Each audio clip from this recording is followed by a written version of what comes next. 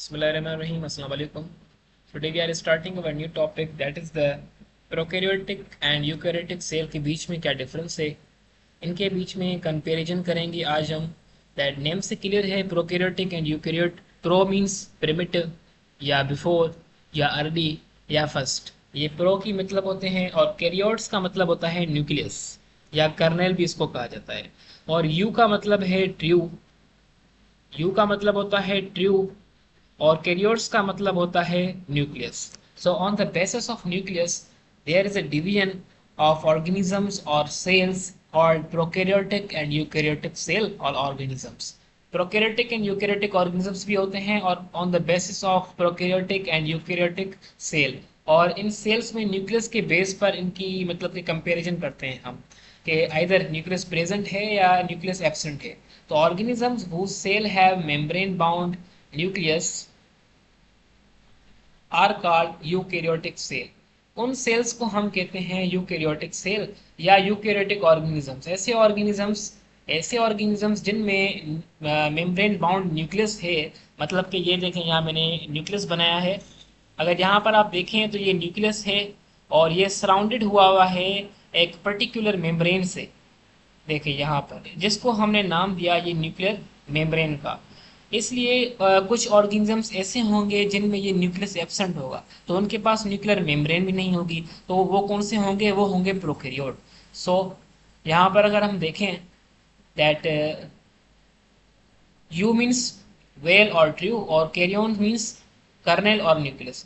And another that is the organisms whose cell do not contain bounded nucleus are called as prokaryotic cell. Pro means before and karyotes means nucleus. So ऐसे organisms जिनके पास nucleus नहीं है तो उनके पास nuclear membrane भी नहीं होगी. अगर न्यूक्लियर मेम्ब्रेन नहीं होगी तो उन ऑर्गेनिजम्स को हम कहेंगे प्रोकैरियोट ऑर्गेनिजम्स, और इनके सेल को हम कहेंगे प्रोकैरियोटिक सेल.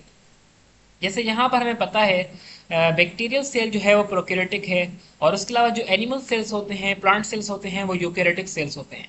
यहाँ पर आपको दिखाया गया है बैक्टीरियल सेल, जिसमें आप देखेंगे कोई न्यूक्लियस नहीं है. न्यूक्लियस नहीं है तो इनके पास मेम्ब्रेन भी नहीं होगी. अच्छा, आपको पता होना चाहिए मेम्ब्रेन्स दो होती हैं. एक तो उसकी आउटर मेम्ब्रेन होती है जो कि उसके जो सेल के जो सेल का कंटेंट होता है ना, जो उसके अंदर जो भी मटेरियल होता है उसको कवर करती है, उसको बिखरने से, बाहर निकलने से बचाती है. वो उसकी आउटर मेम्ब्रेन होती है, जिसको हम प्लाज्मा मेम्ब्रेन या सेल मेम्ब्रेन कहते हैं. ठीक है. और उसके अंदर न्यूक्लियस होता है. न्यूक्लियस को भी सराउंड करने वाली मेम्ब्रेन होती है जिसको हम कहते हैं न्यूक्लियर मेम्ब्रेन. अब यहाँ पर है प्रोकैरियोटिक सेल. ये वाला सेल प्रोकैरियोटिक सेल है, बैक्टीरियल सेल है ये बेसिकली. इसमें कोई भी न्यूक्लियस नहीं है, तो इसलिए इसको न्यूक्लियर मेम्ब्रेन भी नहीं है. तो इसमें दूसरे स्ट्रक्चर्स हैं, प्लाई है, कैप्सूल है, सेल वॉल है, प्लाज्मा मेम्ब्रेन जो उसकी आउटर मेम्ब्रेन होती है, और इसके अलावा फ्लैजिला है जो कि उसको हेल्प करता है लोकोमोशन में. साइटोप्लाज्म है, जो साइटोप्लाज्म के अंदर जो भी जेली लाइक सब्सटेंस होते हैं, इनके अंदर मटेरियल जो भी सेल का होता है वो मौजूद होता है. इसमें राइबोसोम्स हैं जो कि हेल्प करते हैं प्रोटीन की सिंथेसिस में. डीएनए है इसका ये वाला, जो कि कंटेंट है. ये न्यूक्लियस में नहीं होता क्योंकि इनके पास न्यूक्लियर मेम्ब्रेन नहीं है, तो इनके पास लिहाजा न्यूक्लियस भी नहीं होता. तो इनके पास एक स्पेशल रीजन होता है जिसको हम न्यूक्लियोइड कहते हैं. वहां पर इसका डीएनए सस्पेंड हुआ होता है, बिखरा हुआ होता है in the form of chromatin body. बिखरे हुए फॉर्म में होता है ये यहाँ पर. तो यहाँ पर दूसरी क्लासिफिकेशन लाइक टाइप दिया गया है कंपैरिजन. ये यहाँ पर सेलुलर स्ट्रक्चर्स हैं जो कि सेल में स्ट्रक्चर्स मौजूद होते हैं, और यहाँ पर प्रोकैरियोटिक और यूकैरियोटिक सेल में डिफरेंस दिखाया गया है हमें. जैसे न्यूक्लियस को अगर हम देखें तो न्यूक्लियस इनमें नहीं होता प्रोकैरियोटिक में, तो उनके पास मेम्ब्रेन भी नहीं होती, और इनके पास यूकैरियोटिक के पास होती है. और नंबर ऑफ क्रोमोसोम अगर हम बात करें तो प्रोकैरियोटिक सेल में 1 ही क्रोमोसोम होता है. तो आपसे एक क्वेश्चन पूछ सकते हैं बैक्टीरिया में कितने क्रोमोसोम्स होते हैं, तो उनके पास एक ही क्रोमोसोम होता है. या साइनोबैक्टीरिया के पास भी एक ही होता है क्योंकि प्रोकैरियोटिक सेल है वो दोनों. और उसके अलावा ये जो इनमें जो क्रोमोसोम मौजूद होता है, वो जो नंबर ऑफ क्रोमोसोम्स है वो एक तो है, पर जो एक भी है वो भी ट्रू नहीं है. अब ट्रू का क्या मतलब होता है, क्योंकि आपको पता है जो क्रोमोसोम होते हैं ना, वो is the combination of DNA and histone protein. अब इनमें प्रोकैरियोटिक सेल में डीएनए तो होता है मगर उनमें जो हिस्टोन प्रोटीन होती है वो एब्सेंट होती है. इसलिए हम कहते हैं जो प्रोकैरियोटिक सेल का जो क्रोमोसोम होता है वो नो ट्रू होता है, ट्रू नहीं होता. और उसके अलावा यहाँ पर जो है मोर देन वन क्रोमोसोम होते हैं और वो ट्रू होते हैं। डीएनए प्लस में हिस्टोन प्रोटीन कंबाइन होकर इनका क्रोमोसोम बनाते हैं। नंबर ऑफ सेल की अगर हम बात करें तो प्रोकैरियोटिक सेल में यूनिसेलुलर ऑर्गेनिजम्स आ जाते हैं और इनमें यूनिसेलुलर भी मल्टीसेलुलर दोनों आ जाते हैं। ट्रू मेम्ब्रेन बाउंड ऑर्गेनिल्स की अगर हम बात करें तो जो मेम्ब्रेन बाउंड ऑर्गेनिल्स होते हैं वो इनमें एब्सेंट होते हैं और इनमें जो है वो प्रेजेंट होते हैं यूकैरियोटिक में। लाइसोसोम पेरोक्सिसोम्स की अगर हम बात करें इनमें एब्सेंट होते हैं प्रोकैरियोटिक में और यूकैरियोटिक में मौजूद होते हैं ये। माइक्रोट्यूब्यूल्स की अगर हम बात करें तो एब्सेंट हैं, इनमें समटाइम्स प्रेजेंट भी हो सकते हैं। ठीक है, तो इनमें जो है वो प्रेजेंट होंगे हमेशा। एंडोप्लाज्मिक रेटिकुलम ये भी एक क्या है, ये भी ऑर्गेनेल है। ये इनमें एब्सेंट होता है किन में, प्रोकैरियोटिक में, और प्रेजेंट होता है यूकैरियोटिक ऑर्गेनिजम्स में। माइटोकॉन्ड्रिया भी इनमें एब्सेंट होता है और इनमें जो है वो प्रेजेंट होता है। अगर माइटोकॉन्ड्रिया प्रोकैरियोटिक में एब्सेंट है तो रेस्पिरेशन कौन करेगा? तो इनकी जो रेस्पिरेशन होती है वो इनकी जो आउटर मेम्ब्रेन होती है जिनको हमने प्लाज्मा मेम्ब्रेन कहा था उसकी इन्वेजिनेशन, वो इन्वेजिनेट होती है, जिगजैग लाइक स्ट्रक्चर बनाती है जिसको हम कहते हैं मीजोसोम। उसकी हेल्प से ये रेस्पायर करते हैं। तो सिंपली आप कह सकते हैं प्लाज्मा मेम्ब्रेन की हेल्प से ये रेस्पिरेशन करते हैं।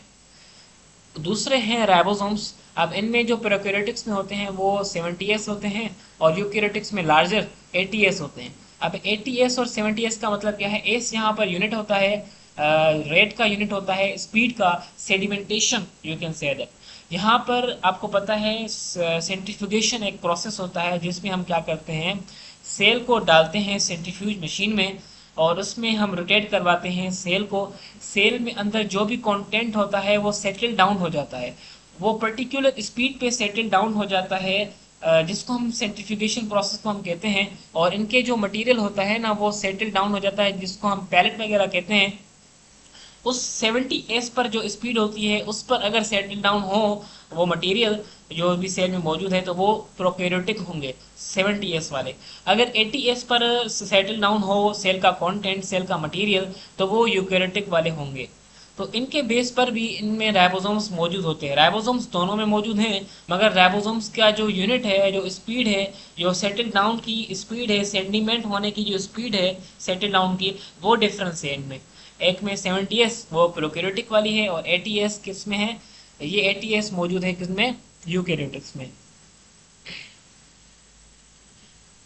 अच्छा, आपने ये भी बात याद रखनी है कि जो यूकैरियोटिक हैं इनमें दो ऑर्गेनेल्स ऐसे आ जाते हैं, माइटोकॉन्ड्रिया और क्लोरोप्लास्ट, इनमें अपने राइबोसोम्स मौजूद होते हैं और इनमें जो राइबोसोम्स होते हैं वो भी 70s वाले होते हैं। ये आपने याद रखना है।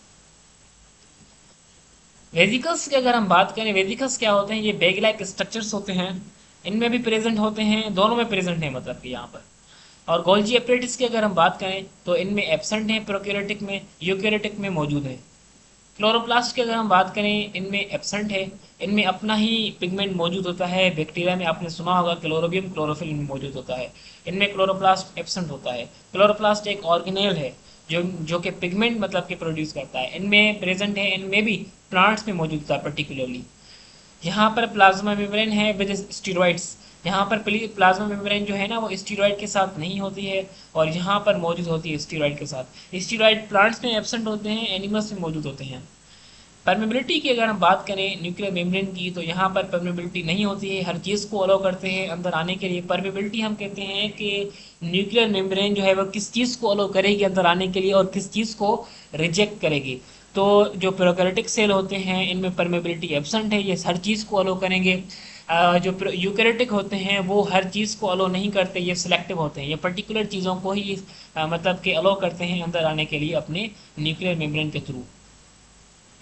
ये जो वैक्यूल्स होते हैं इनमें एब्सेंट हैं और यूकैरियोटिक में मौजूद हैं। वैक्यूल यूकैरियोटिक में भी प्लांट में मोस्टली एक और बड़ा ही होता है इनमें। सेल साइज की अगर हम बात करें तो ये छोटा है, 1 to 10 माइक्रोमीटर है और इनमें यहाँ पर 1 to 1000 माइक्रोमीटर है, ये बड़ा होता है यूकैरियोटिक वाला।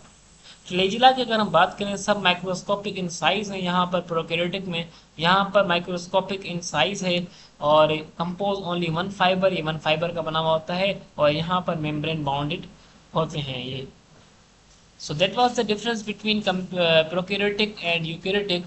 इनके बीच में ये थोड़ा सा कंपैरिजन दिया गया था, थोड़ा सा छोटा सा टॉपिक था ये। सो उम्मीद करता हूँ आपको समझ में आया होगा। तब तक के लिए कीप लर्निंग, कीप एक्सप्लोरिंग। अल्लाह हाफिज़, टेक केयर।